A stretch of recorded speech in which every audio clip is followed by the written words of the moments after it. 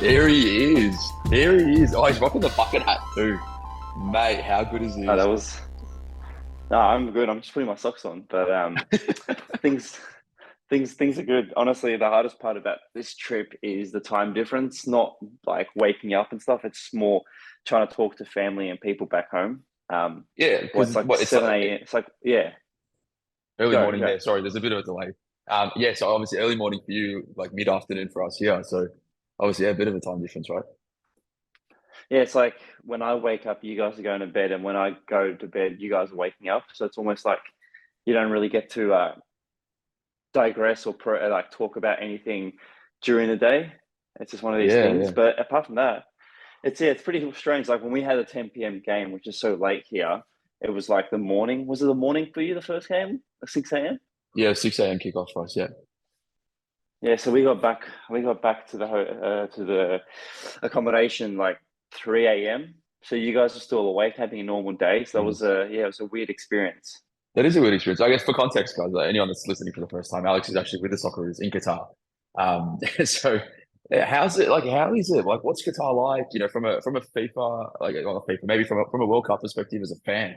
You know, I don't know how much you've experienced outside of working, but what's it like? What's the vibe like there? It's strange when you say that, like a World Cup, vibe, because I've never been to a World Cup. I've watched World Cups from my home, and the vibe of football tournaments like the World Cup or anything like that is exciting because you get to watch football. And I think that was the best part about this tournament. I get to see more football. Um, Getting to the airport from Melbourne, like all you see is promotion for the World Cup, which is pretty epic when you think about it, like from a footballer's point of view. I don't know if you've traveled overseas during a tournament time, but you never got to go to that tournament, but you see all the promo and it gets you excited. Um, I think we went to Europe with my wife, with Chantel, and we saw like the Euros promo. We never got to go to it, but that got me excited because it's like something you don't see in Australia. Hmm.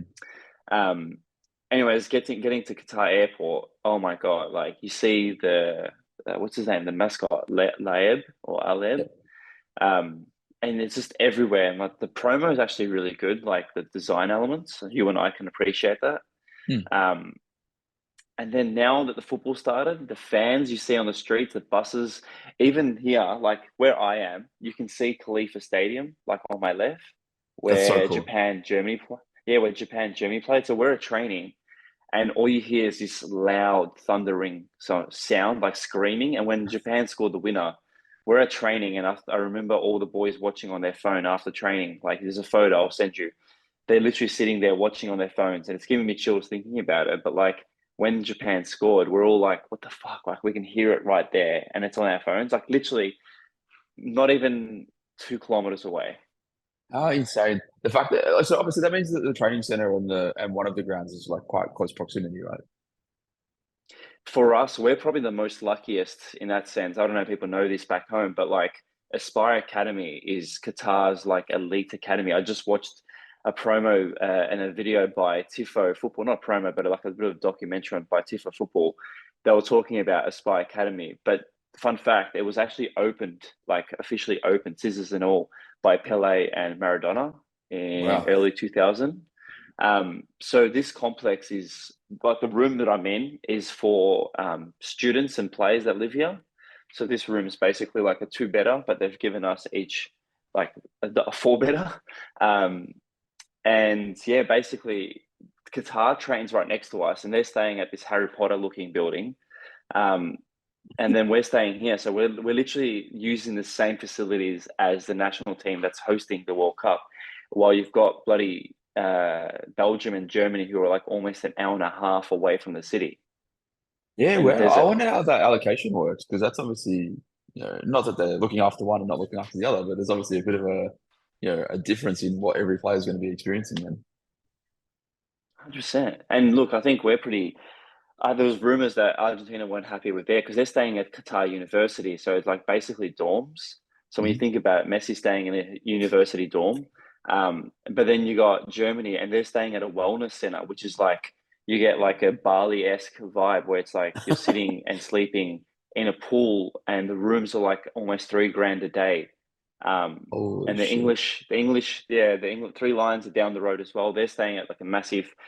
like complex it's got. They've detailed the whole basketball court. You should definitely check out each team's socials because it just shows you like how their situation is. But I don't think Qatar helped them with their choice. There was their own choices. Yeah, I was talking to a relative who's got an Argentinian background, and they were saying that they were looking pretty closely into Abu Celeste's facility as well. And I was sort of comparing what they were showing me to what the Socceroos had and what they'd posted on socials and stuff. And it does very much look like they've just said, here's a blank canvas, make this facility what you want it to be. So it's great because, even from a Socceroos perspective, it looks cool that, it feels homely considering you're obviously still quite far from home, right? So, yeah, it's very, very interesting to see the differences in how everyone's set up. I'm sure there would be tactical sort of concepts at play here as well, right? Like you'd want to be putting your players and your staff in sort of the best possible situation to get as much rest and as much conditioning as possible pre-game. So yeah, look, I'm somewhat surprised about the Argentina squad and where they're sort of staying at the university because look, I'm sure most of these footballers are very wealthy at a minimum. Um, I know. and yeah, and to go from this lavish life to back to what it's like to be a university student, it's going to be pretty interesting. I think a lot of them go to different places in the world when they play Champions League. You know, when they play Europa or Conference League now, they're staying at places that are like Moldova or something. No disrespect to those countries. I think Qatar is pretty advanced when it comes to their hospitality, and that's one thing I'll say is that every single Qatari local or whether it's a worker from the FIFA organization, they've all been lovely. I've actually become friends with the Greek guy from FIFA, and when I told him I'm Macedonian, we had a bit of a laugh. His name's George, of course. Every Greek guy's called George. And yeah, like they've been really like welcoming. I'm trying to learn a bit of Arabic because I studied Arabic when I was like year 90, 11, and yeah, some words I can communicate with them. So it's been Nice. pretty good, just trying to embrace the culture. And that's one thing I think about the World Cups is people forget. It's like although there's like a lot of differences aside, you have to sort of understand like there's ways you can connect with people. That's some ways you can do that is like try to embrace the culture. But funny you said that comment about making the place feel comfortable. There's a few team members, like this is something about being in camp that I've learned. Like there's a guy called Paddy Steinfurt. I don't know if you remember his name, played for Richmond. Mhm. And he's ended up in the not MLS, NBA and NFL. Like he's a sort of, he helps the players understand their environment and everything. So he's basically like trying to make sure everything helps the mindset. Mhm. And a lot of the building is designed like internally, the details and everything is designed so the players feel confident and have this sort of understanding and appreciation of team effort. So it's like motivates them. It's pretty crazy when you think about how in depth they go for any team, whether it's small budget or big budget. Yeah, that's very interesting, isn't it? That whole sports side kind of side of things is Exactly, yeah. that's the word It's for it. amazing how Yeah, powerful it is these days, right? I guess there's a lot of clubs or countries that are buying into that whole space, and it's obviously paid dividends. So it's good, and I think there's obviously more avenues than just the performance side of it that's going to be beneficial. I'm sure players, the amount of 100%. pressure that a lot of these players are going to feel, for their mental health and their mental well-being, it's going to take a bit of a hit. So if they're in a better mental state purely because they've got that support network there, man, it's a no-brainer, right? It's it's actually crazy. Like me being away from, of course, Chantel and my daughter. Like it's just I don't know how these guys do it. A lot of them have newly born kids. Like Bailey Wright just had a kid a couple of weeks ago, and he's here Mm. now. He's not being there. Like there's other players that they're on phone calls to their wives and kids every day, and that's Yeah. the hardest part. People forget like these guys are human. Yeah. It's And that's the hardest it's part, very I reckon. interesting. I guess we a lot of people will be like, oh yeah, but they make a lot of money, but it doesn't change the fact that you can't take away that humanitarian side of it, right? Like they still love their kids, they still love their family, they love everything about the life that they want to have.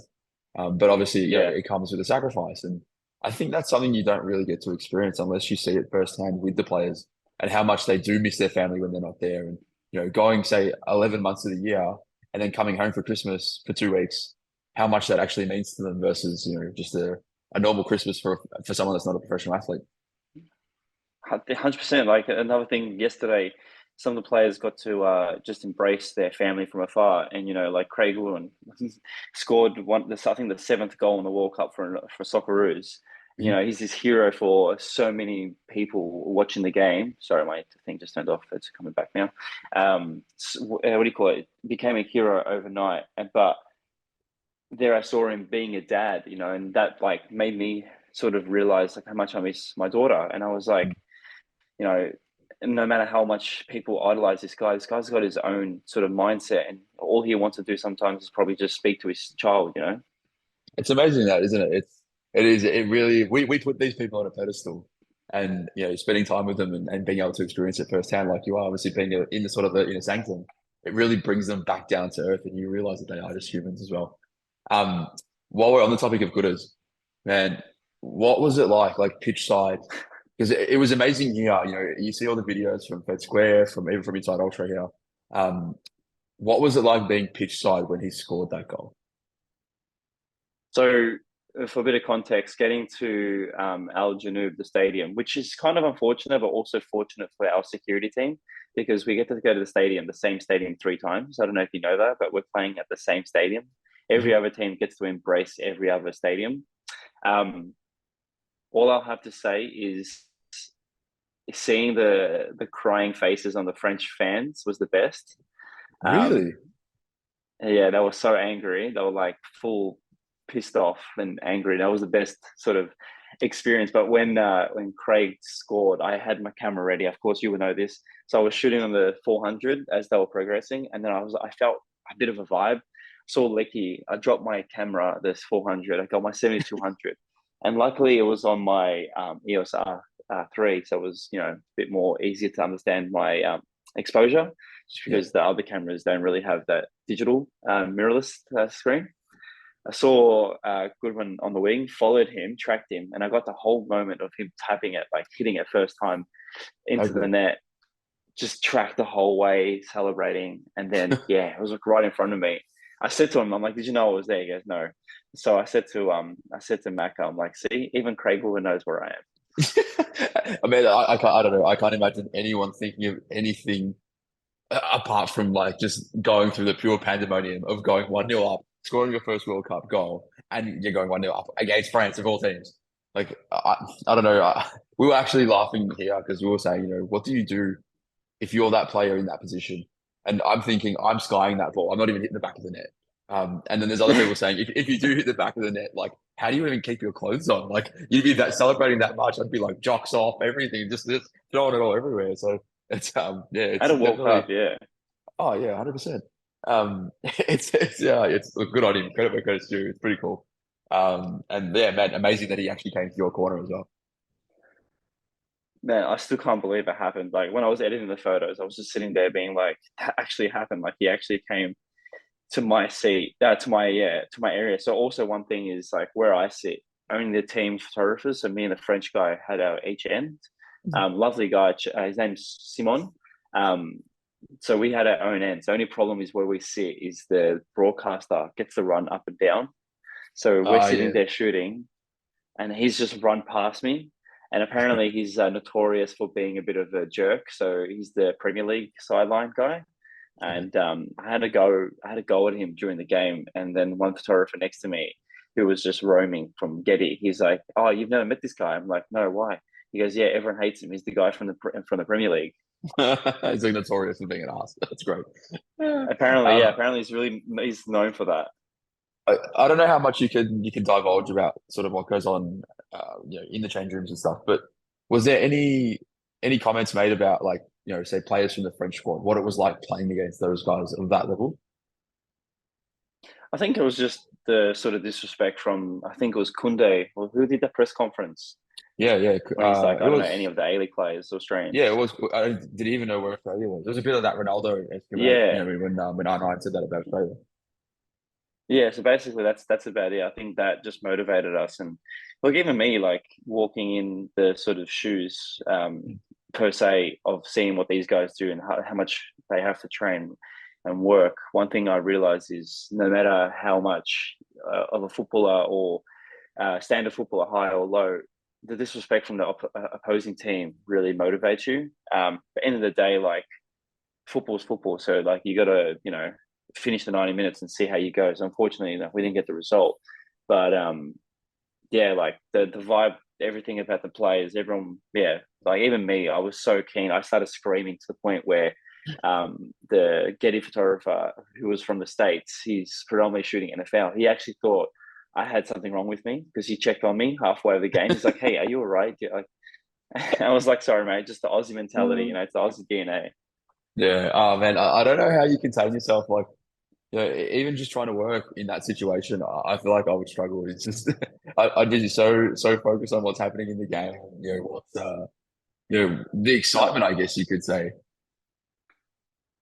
It's even now, like just going through some of my photos that I'm just sending to the players, like just being in this camp. You know, one thing you forget is, you know, people idolize every player who's representing their nation. So whether it's, you know, Australia, Tunisia, Denmark, each player's, you know, on the same level. They're all playing for their country and their shirt on their the badge on their shirt. So, you know, being in camp and seeing how they, you know, go to the day-to-day basis. Like tomorrow's match day for us. So today's match day -1. Mhm.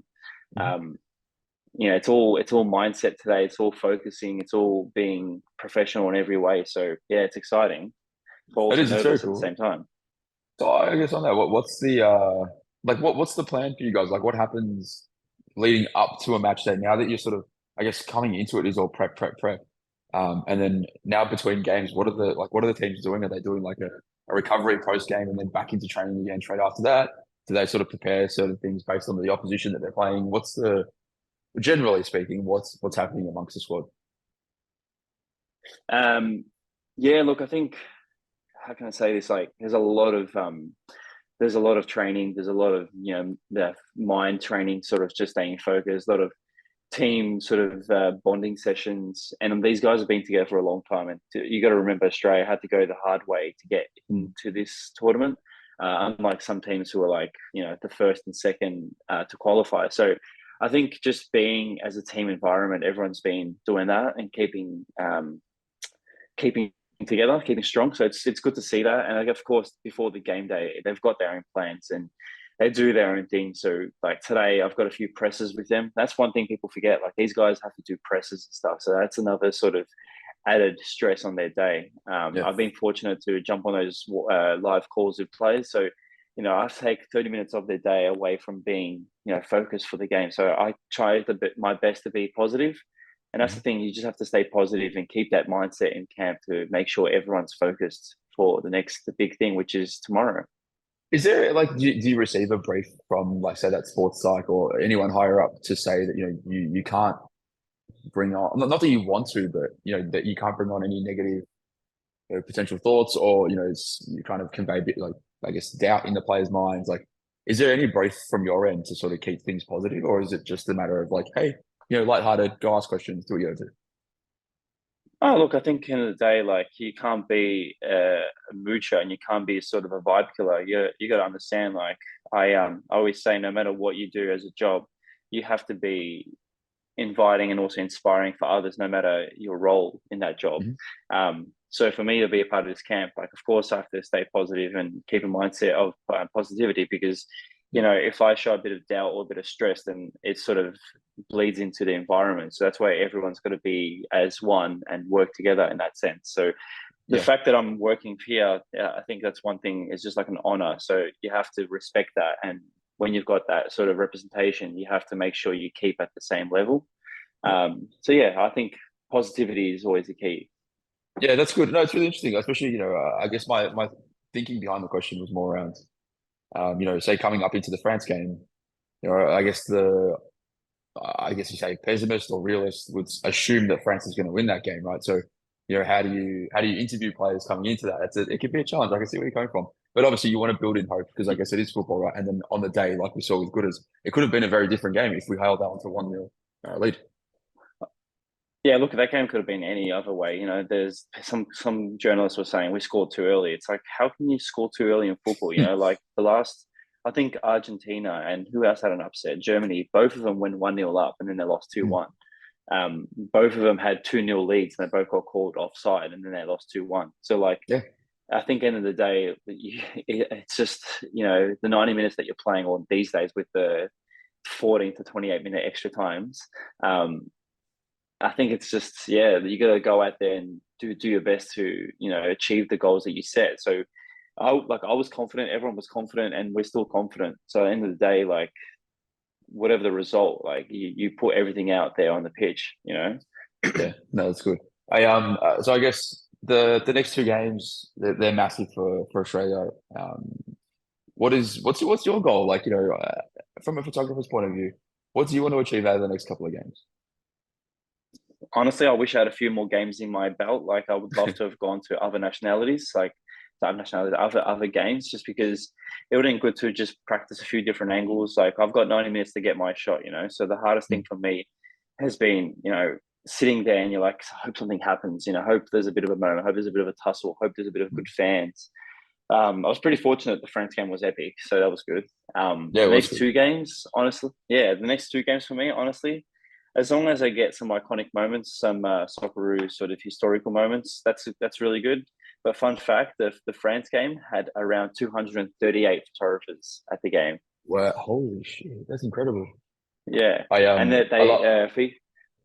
you know, No, that's okay. Keep going. FIFA has a 38 camera rig set up in the stadium. They got 38 cameras covering On the there. game. So you think Holy about, shit. yeah, yeah, you think about it. Like there's over 300 different angles of a moment. I always laugh. I've got a relative who's a photographer as well, and we laugh at when a player gets near goals. Even on TV, you can actually hear like the shutter fire because it's all those like auto setups that just literally just continually like burst as the player's taking a shot because everyone wants to get that one strike of them, shooting and scoring that goal. So it's Yeah. very it's amazing. Like not that I'm surprised, but I love how much effort goes into making sure that there's media there, right? It's very, very cool. Oh, look, no disrespect to the next two teams, Denmark and Tunisia, but I definitely think there's going to be less media covering the games. But of course, the stadiums are not that far apart. Like some of the stadiums are within 20 minutes drives from each other. So um, some of you have been going to multiple games in a day. So it's been a positive impact for some of these people that cover the games because they can go and shoot Argentina and then also shoot another team, while other World Cups, they get to shoot one game and then miss out that day and fly next day to shoot a game. So I know of Oh, Soraka that's has shot interesting. three Yeah. games in one day. Well, yeah, I guess it's not unrealistic, right? Because you can go with the what 2 hour or 3 hours apart. So as long as you can get from place to place, it'd be a big shift. I can't imagine working 9 hours straight, going from place to Oh, place look, amongst the stadium, trying to get in, and it's 100%. high, it's intense too. 100%. And I think the hardest part is also you got to go through security and everything. But like with me, I was pretty fortunate. Like, with the team, you get to go bypass all that sort of added stress of security and logistics. So yeah, I get to go straight into the stadium and yeah, start shooting. Oh, nice.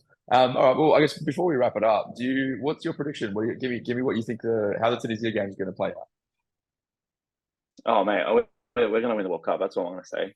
I hope we do. I um, just want to see that Budweiser thing come true with the 75 million euros worth of beer get gifted to the country that wins the World uh, Cup. so even that, like, it's funny because like the whole media side of things actually a good point because like there's beer everywhere. Like you can get alcohol anywhere here, and that's the thing that annoyed the shit out of me when the media was talking about, oh, there's no alcohol, like they're banning alcohol. It's like, yeah, just don't, you're not drinking in the stadium. You can go and get pissed on the streets if you have to because there's alcohol everywhere. Every restaurant has it. Oh wow, There's bars yeah.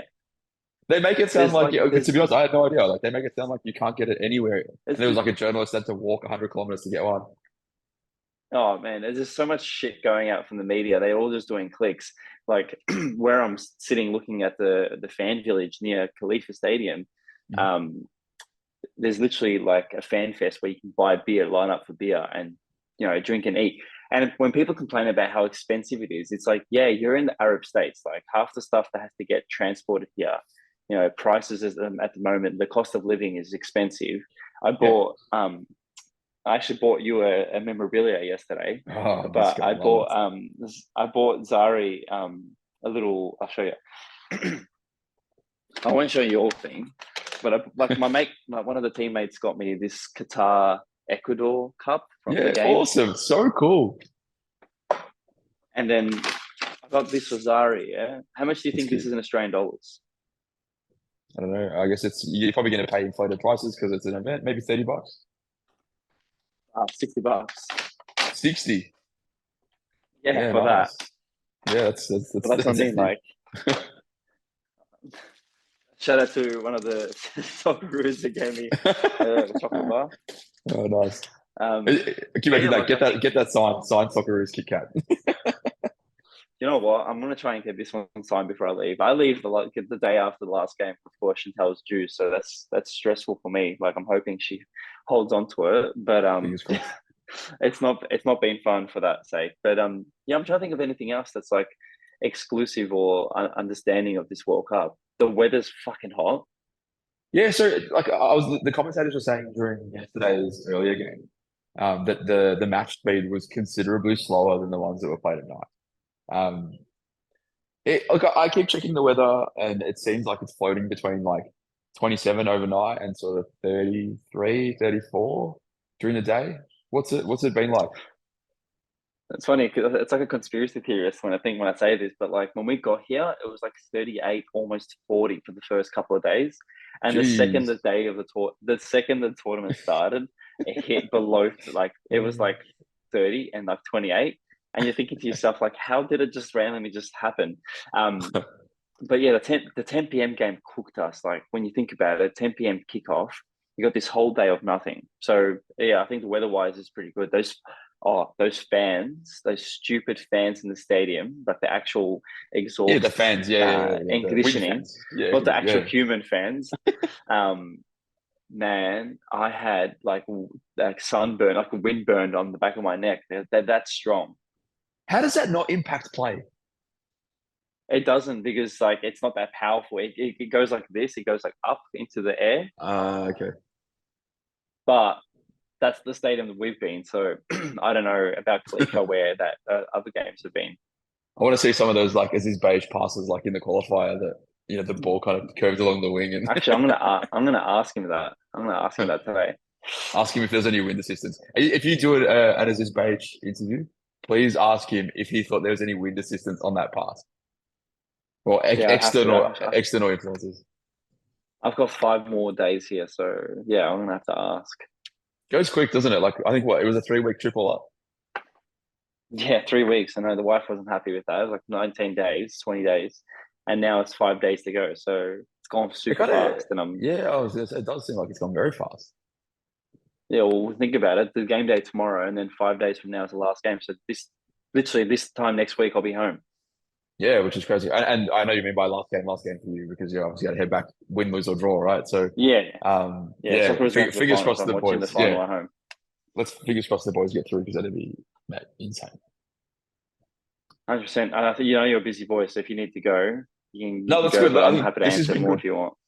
No, this has been really good. I think we'll do another one next week after well, hopefully between the two games maybe, and we'll see where we're at, and hopefully we can get a bit more excited about the last game coming into Denmark.